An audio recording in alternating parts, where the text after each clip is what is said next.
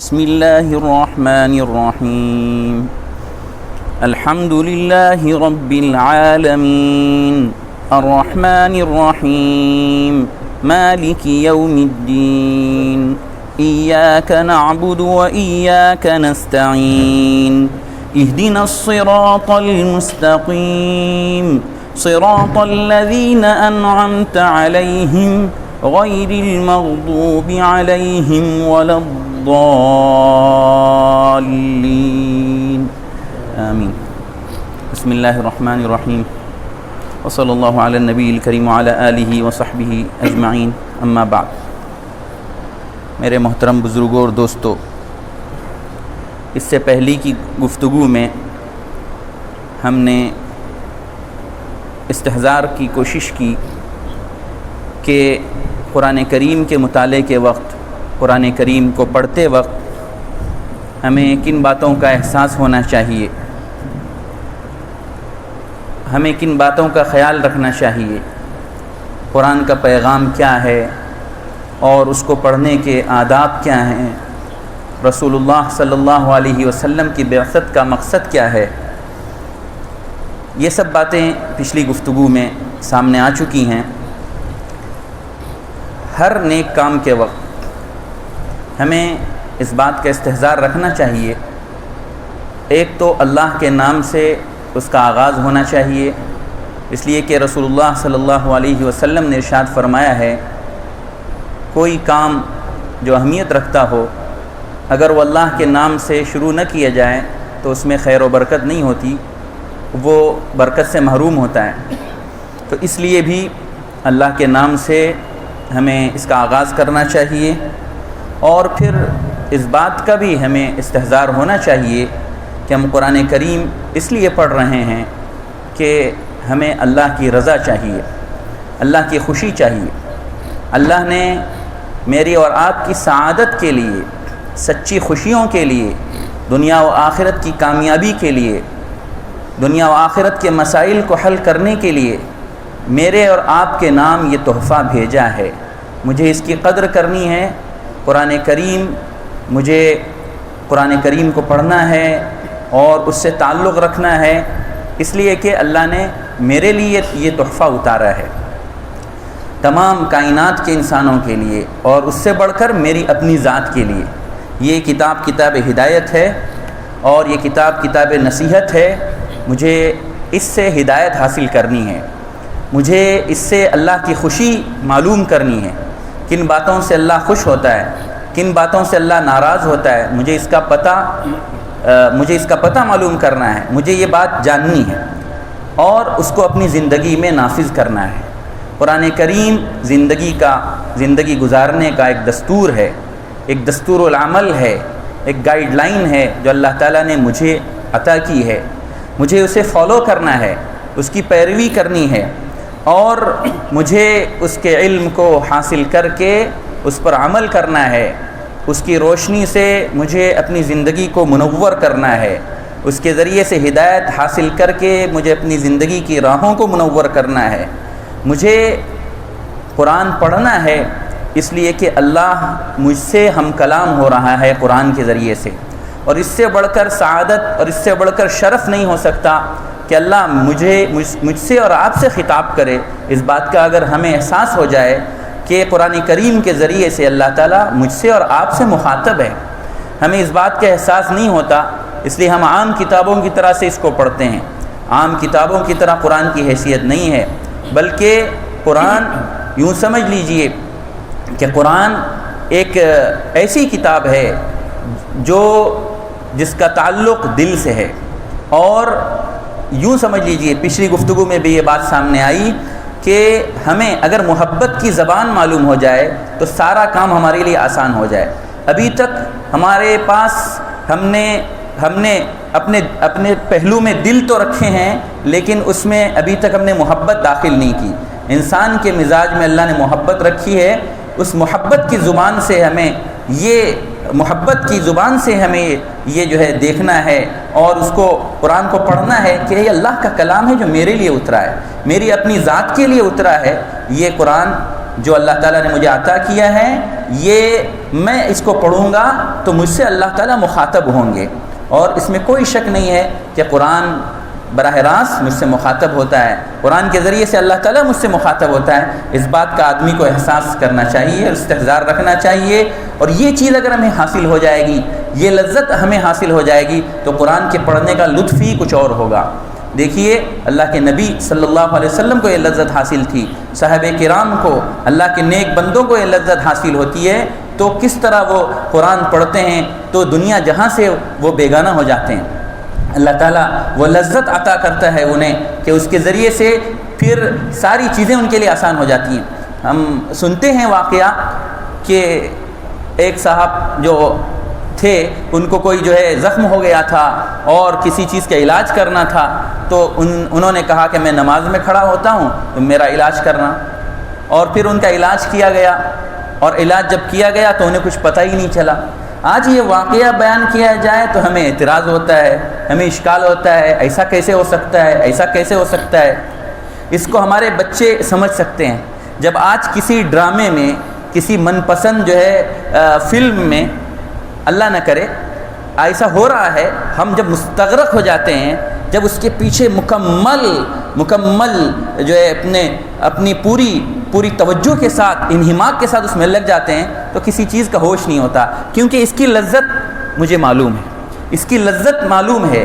دیکھنے والے کو لذت جب معلوم ہو جاتی ہے تو پھر آدمی پوری دنیا سے بیگانہ ہو جاتا ہے۔ تو جب اللہ کے کلام کی لذت اگر ہمیں معلوم ہو جائے گی تو پھر ہمیں احساس جو ہے اس کا نہیں ہوگا کہ مجھے کیا ہو رہا ہے، مجھے کیا چیز چبھ رہی ہے۔ یہاں تو ایک مچھر چبھ جاتا ہے، ہمیں تکلیف ہوتی ہے، اور اللہ کے وہ بندے کیسی زندگیاں تھیں ان کی۔ قرآن کے الفاظ کا انہیں پتہ تھا، قرآن کے معنی کا انہیں پتہ تھا، قرآن کی لذت کا انہیں پتہ تھا۔ تو مجھے اس لیے بھی قرآن پڑھنا ہے کہ میں اللہ سے ہم کلام ہو جاؤں، اس لیے بھی مجھے قرآن پڑھنا ہے کہ قرآن کے ذریعے سے میرے مسائل حل ہو جائیں، قرآن کے ذریعے سے میری مشکلات دور ہو جائیں، قرآن کے نور کے ذریعے سے میری زندگی منور ہو جائے، اور میں قرآن سے شفا حاصل کروں۔ اللہ نے قرآن کو اس لیے اتارا ہے کہ قرآن کے ذریعے سے شفا مل جائے مجھے، اخلاق کی بیماریاں دور ہو جائیں، کردار کی بیماری دور ہو جائے۔ تو یہ ظاہری اور باطنی امراض کے لیے اللہ تعالیٰ نے قرآن کو شفا بنایا ہے، تو مجھے قرآن کے ذریعے سے شفا حاصل کرنی ہے۔ قرآن کے ذریعے سے مجھے دل کی سختی کا علاج کرنا ہے، قرآن کے ذریعے سے دل کی سختی کا علاج ہوتا ہے۔ قرآن کو جب آدمی کثرت سے پڑھتا ہے تو اس کا دل نرم ہو جاتا ہے، پڑھنے میں بھی لطف آتا ہے اور دل بھی نرم ہو جاتا ہے، کیونکہ یہ اللہ کا کلام ہے اور اس کے اندر دل کا سکون ہے۔ دنیا ہزار تجربات کر لے سکون کے لیے، چاہے جتنے جتن کر ڈالے، لیکن دل کا سکون اللہ کے ذکر میں ہے، اور اللہ کا ذکر ظاہر ہے وَلَذِكْرُ اللَّهِ اکبر، اور اللہ کا ذکر قرآن سے بڑھ کر اور کیا ہو سکتا ہے۔ پچھلی گفتگو میں یہ بات بھی سامنے آئی کہ اللہ کا ذکر ہم کریں گے تو ہمیں کیا فائدہ ملتا ہے، قرآن ہم پڑھیں گے تو ہمیں کیا ملے گا۔ ظاہر ہے یہ بھی اسی زبان سے دیکھ لیجئے کہ ہم حقیر انسان ہیں، ہم گندے انسان ہیں، ہمارا اللہ تعالیٰ ذکر کرتا ہے، فرشتوں کے مقدس مجمع میں ہمارا ذکر ہوتا ہے قرآن پڑھنے کے نتیجے میں، اللہ کا ذکر کرنے کے نتیجے میں۔ تو قرآن کے ذریعے سے دل سکون پاتے ہیں، دلوں کو سکون ملتا ہے، مجھے اس سکون کو بھی حاصل کرنا ہے۔ دل کی زندگی بھی اسی سے وابستہ ہے، دل کی آبادی بھی اسی سے وابستہ ہے۔ آج ہماری روح بے چین ہوتی ہے، آج ہمارا دل بے چین ہوتا ہے، ہماری زندگیاں بے چین ہیں، ایک اضطراب ہے، ایک بے چینی ہے۔ وجہ یہی ہے کہ قرآن سے دور ہو گئے ہم۔ قرآن سے اگر ہم وابستہ ہو جائیں گے تو دلوں کی دنیا کا حال نہ پوچھیے، ان اللہ والوں سے پوچھ لیجئے جن کی زندگیاں قرآن کے نور سے منور ہوتی ہیں، ان کے دل کا کیا حال ہوتا ہے۔ وہ کہتے ہیں اگر بادشاہوں کو پتہ چل جائے کہ میرے پاس کیا دولت ہے تو وہ یہیں پر آ کر کے بیٹھ جائیں۔ تو اس طرح ان کے دل معمور ہوتے ہیں سچی خوشی سے، وہ سچی خوشی قرآن پڑھنے کے نتیجے میں حاصل ہوتی ہے۔ قرآن اللہ کی طرف سے انسانوں کے لیے پیش کیا گیا ایک تحفہ ہے، ایک دسترخوان ہے، وسیع و عریض دسترخوان ہے، اللہ کی طرف سے نعمتیں سجائی گئی ہیں قرآن کے ذریعے سے۔ تو ہمیں اس کی جستجو کرنی ہے کہ ہم ان نعمتوں کو حاصل کریں۔ قرآن اگر ہم پڑھیں گے تو ہمارا شمار غافلین میں نہیں ہوگا، ذاکرین میں ہوگا، اللہ کا ذکر کرنے والوں میں ہمارا شمار ہوگا، اور اللہ کے ذکر سے غفلت برتنے والوں میں ہمارا شمار نہیں ہوگا۔ اسی طرح مجھے قرآن اس لیے بھی پڑھنا ہے کہ قرآن کے ذریعے سے میرے یقین میں اضافہ ہو جائے، میرے ایمان میں اضافہ ہو جائے۔ قرآن جب پڑھا جاتا ہے اور اس کو سمجھا جاتا ہے اور اس کے علم کو حاصل کیا جاتا ہے تو دل کی کیفیت بدل جاتی ہے، یقین کی کیفیت دلوں میں پیدا ہوتی ہے۔ اور اسی طرح اللہ کا مجھے حکم ہے کہ میں قرآن پڑھوں۔ اللہ نے فرمایا وَرَتِّلِ الْقُرْآنَ تَرْتِيلًا، ٹھہر ٹھہر کر آرام سے سکون اور اطمینان کے ساتھ مخارج کی رعایت کے ساتھ قرآن پڑھا جائے، یہ اللہ کا حکم ہے۔ اور پھر قرآن پڑھنے کے نتیجے میں مجھے کیا ثواب ملے گا؟ اللہ کے یہاں ایک ایک حرف کے بدلے میں 10 نیکی لکھی جائے گی، اور اللہ تعالیٰ بے حساب جتنا چاہے اس میں اضافہ کرے گا۔ قرآن اگر میں پڑھوں گا، قرآن سے اگر میں وابستہ رہوں گا تو قرآن میرے حق میں آخرت میں سفارش کرے گا، قبر میں سفارش کرے گا۔ جب مجھے اس کی ضرورت ہوگی کہ کوئی میری سفارش کے لیے آگے آئے، قرآن میرے حق میں سفارش کرے گا، قرآن میرے لیے حجت بنے گا۔ اگر ہم نے قرآن سے اپنا رشتہ نہیں جوڑا، قرآن کو نہیں پڑھا اور قرآن پڑھ کر اس پر عمل نہیں کیا تو قرآن ہمارے خلاف حجت بن سکتا ہے، ہمارے لیے وبال بن سکتا ہے۔ اللہ اس دن سے ہماری حفاظت کرے، اس لیے ہمیں قرآن پڑھنا ہے کہ قرآن ہمارے حق میں سفارش کرے گا۔ اور اسی طرح اللہ تعالیٰ قرآن کے ذریعے سے درجات بلند فرماتے ہیں، تو اللہ تعالیٰ اسی قرآن کے ذریعے سے قوموں کو ترقی عطا فرماتے ہیں۔ حدیث شریف میں اشارے کیے گئے ہیں، میں اسی کی روشنی میں بات کر رہا ہوں۔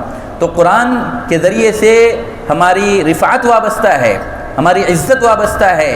قرآن کے ذریعے سے اللہ تعالیٰ اونچا مقام عطا کرتے ہیں۔ آپ خود دیکھتے ہیں چھوٹا سا بچہ قرآن حفظ کر لیتا ہے، کس طرح اس کا مقام ہو جاتا ہے اور کس طرح اسے نوازا جاتا ہے۔ یہ تو دنیا کا حال ہے، پھر آخرت میں جو ہوگا وہ ہوگا۔ قرآن جو پڑھے گا تو اس سے کل قیامت میں کہا جائے گا کہ جنت کے زینوں پر چڑھتا جا، پڑھتا جا اور چڑھتا جا، اور آخری مقام تمہارا جو ہوگا، وہ جو آخری آیت تم پڑھو گے وہ تمہارا آخری مقام ہوگا۔ اعلیٰ ترین مقامات جنت کے عطا کیے جائیں گے اور تاج وقار پہنایا جائے گا۔ پھر اس کے والدین کو جوڑے پہنائے جائیں گے، جو قرآن کا حامل ہوگا، جو قرآن کا قاری ہوگا اور اس پر عمل کرنے والا ہوگا، اس کے والدین کو بھی اس کے اعزاز میں ایسے جوڑے پہنائے جائیں گے کہ وہ سب سے بیش قیمت جوڑے ہوں گے، پوری دنیا کی قیمت سے بڑھ کر اس کی قیمت ہوگی۔ اور مجھے قرآن اس لیے بھی پڑھنا ہے کہ میں اللہ والا بننا چاہتا ہوں۔ آج میں دنیا والا بن گیا، مجھے اللہ والا بننا ہے، اللہ کا قرب حاصل کرنا ہے، اور قرآن سے بڑھ کر کوئی دوسرا ذریعہ نہیں ہے اللہ سے قرب حاصل کرنے کا، کیونکہ یہ براہ راست کنیکشن والی چیز ہے۔ براہ راست کنیکشن اس کے ذریعے سے جو ہے اللہ سے جوڑتا ہے، اور پھر کل قیامت میں جہنم سے بچاؤ کا سبب قرآن بنے گا، جنت میں داخلے کا سبب قرآن بنے گا۔ پھر حشر ہوگا مقربین بارگاہ کے ساتھ، ایسے فرشتوں کے ساتھ جو مقربین بارگاہ ہیں اور جو نیک اور جو بڑے اونچے مقام کے فرشتے ہیں، ان کے ساتھ میرا حشر ہو، اللہ تعالیٰ کی معیت، اللہ کی نصرت مجھے حاصل ہو، قدم قدم پر قرآن کی رہنمائی مجھے حاصل ہو۔ اور دنیا میں بھی اللہ تعالیٰ ایک عجیب انعام سے نوازتے ہیں جس کا قرآن سے تعلق ہوتا ہے۔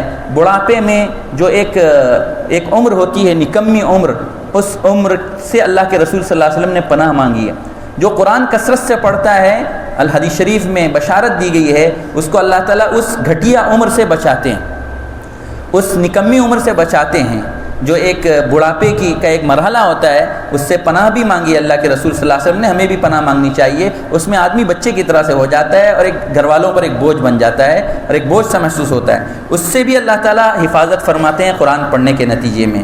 پھر اللہ تعالیٰ ہر موقع پر ثابت قدمی عطا فرماتے ہیں، چاہے کوئی موقع ہو، دنیا کا ہو یا آخرت کا ہو، اس کے ذریعے سے، قرآن کے ذریعے سے اللہ ثابت قدمی عطا فرماتے ہیں۔ قرآن کے ذریعے سے سکینت نازل ہوتی ہے، دلوں پر بھی سکینت نازل ہوتی ہے، مجلس اور محفل پر بھی سکینت نازل ہوتی ہے، رحمت ان مجلسوں کو ڈھانپ لیتی ہے۔ اور پھر یہ بات بھی آپ کے سامنے آ چکی کہ قرآن پڑھنے والا دنیا کا بہترین شخص ہے، دنیا کا بہترین انسان ہے۔ قرآن سیکھنے اور سکھانے والا دنیا کا بہترین انسان ہے۔ قرآن پڑھنے والا کبھی گمراہ نہیں ہو سکتا اگر وہ سچی نیت سے اور سچے مقصد سے اور صحیح جذبے سے وہ قرآن پڑھ رہا ہے اور قرآن پر عمل کر رہا ہے، تو اس کے ذریعے سے اللہ تعالیٰ اس کو گمراہ نہیں کرتے، دنیا و آخرت میں اس کو محروم نہیں رکھتے۔ اللہ تعالیٰ اس کے غموں کو دور فرماتے ہیں، اس کی فکروں کو کافور فرماتے ہیں۔ قبر میں قرآن اس کے لیے رہنما بن جاتا ہے، قبر میں اس کا دوست بن جاتا ہے، پل صراط پر نور بن جاتا ہے، اور دنیا میں بھی اس کا رہنما بنتا ہے اور جنت میں بھی اس کا رہنما بنتا ہے۔ قرآن کے ذریعے سے قرآن کے ذریعے سے اللہ تعالیٰ بلند اخلاق سے سرفراز فرماتے ہیں۔ قرآن کا جب نور زندگی میں داخل ہوتا ہے تو آدمی کے اخلاق بلند ہو جاتے ہیں، شیطان سے مقابلہ انسان کا آسان ہو جاتا ہے۔ قرآن ایک ایسی عظیم الشان دولت ہے کہ وہ نصیب ہو جائے تو شیطان سے مقابلہ آسان ہو جائے۔ شیطان اس گھر میں نہیں آتا جس گھر میں قرآن پڑھا جاتا ہے، دنیا کے اعتبار سے بھی یہ بات فرمائی گئی، تو اس دل میں بھی شیطان داخل نہیں ہو سکتا۔ وہ آدمی وسوسوں سے، شیطان کے فتنوں سے محفوظ رہے گا جو قرآن پڑھے گا، اور پھر اللہ تعالیٰ ایک جو ہے امتیازی شان عطا فرماتے ہیں قرآن پڑھنے والے کو۔ تو یہ اتنے سارے فوائد ہیں اور اس کے علاوہ بھی بے شمار فوائد ہیں، اس لیے ہمیں استحضار کرنا چاہیے۔ قرآن پڑھتے وقت اس بات کا استحضار کرنا چاہیے کہ میں کیا پڑھ رہا ہوں، میں کیا پڑھ رہا ہوں، مجھے پڑھنا ہے، قرآن سے وابستہ ہونا ہے، قرآن کا علم حاصل کرنا ہے، قرآن سیکھنا ہے، قرآن کے نور سے مجھے اپنی زندگی منور کرنی۔ اس کے لیے مجھے سب سے پہلے اپنی نیت کو درست کرنا ہے کہ میں قرآن کیوں پڑھ رہا ہوں۔ اللہ کے نام سے اس کا آغاز ہو رہا ہے، بسم اللہ الرحمن الرحیم ہر سورت کے شروع میں بھی ہے اور یہ قرآن کریم کا حصہ بھی ہے، اس لیے ہمیں ہر کام سے پہلے اس بات کی تلقین کی گئی۔ چنانچہ اس عظیم مقصد کے لیے بھی ہمیں جب بسم اللہ الرحمن الرحیم یہاں پڑھا جا رہا ہے تو ہمیں اس بات کا احساس اپنے دل میں پیدا کرنا ہے کہ ہم کس لیے قرآن پڑھ رہے ہیں اور ہمیں کس لیے پڑھنا چاہیے، اور پھر صرف قرآن پڑھنا ہی نہیں ہے، اس کے علم کو حاصل کرنا ہے، اس کو سیکھنا ہے، کیا پیغام اس میں دیا جا رہا ہے۔ جب مجھے معلوم ہی نہیں ہوگا تو میں عمل کیسے کروں گا؟ اس لیے ہم کو جستجو اس بات کی بھی ہونی چاہیے کہ قرآن میں جو بات کہی جا رہی ہے ہمیں معلوم ہو وہ بات۔ جب معلوم ہوگا تو ہمیں قدر آئے گی، جب ہمیں معلوم ہوگا، جب مطلب ہمیں معلوم ہوگا تو ہم عمل کر سکیں گے، اور جب ہم عمل کریں گے تو دوسروں تک ہم پہنچا سکیں گے۔ اللہ تعالی ہمیں اس کی توفیق عطا فرمائے کہ ہم قرآن سے تعلق رکھیں اور قرآن کے ذریعے سے ہم اپنی زندگیوں کو منور کریں۔ اللہ تعالی ہمیں اس کی توفیق عطا فرمائے۔ اب اس کے بعد انشاءاللہ سلسلہ شروع کیا جائے گا۔ سبحان اللہ و بحمدہ، سبحانک اللہم و بحمدک، اشہد ان لا الہ الا انت، نستغفرک و نتوب الیک۔